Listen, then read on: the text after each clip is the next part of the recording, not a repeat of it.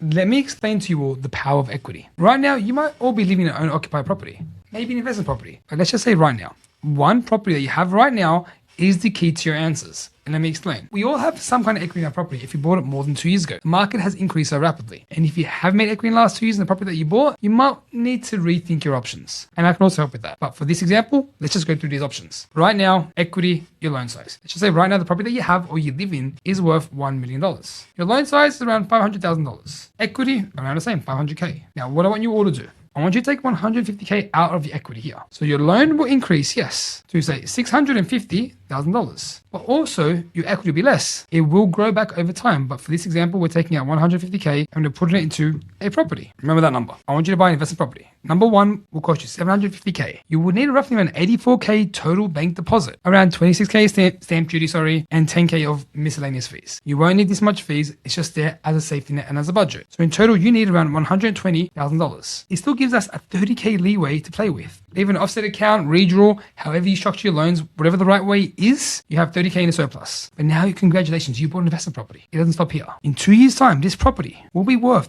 $950,000. You can use that equity. So let's just say we put out 150K of that equity. And what I want you to do with that, and you know it, buy investment property number 2.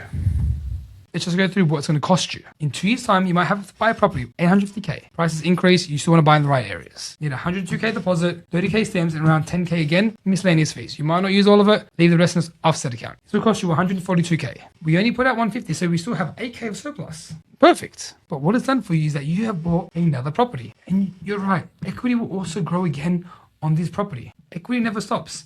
And while it's growing on this property, it's also growing in investment property number 1 over here as well. Equity is still growing. But if you hold this, 1 year live in, 2 your investments, I can almost guarantee in 5 years' time, when you bought this property, each property will be worth $1.2 million each. You'll be sitting on a combined total of roughly around 600K of equity.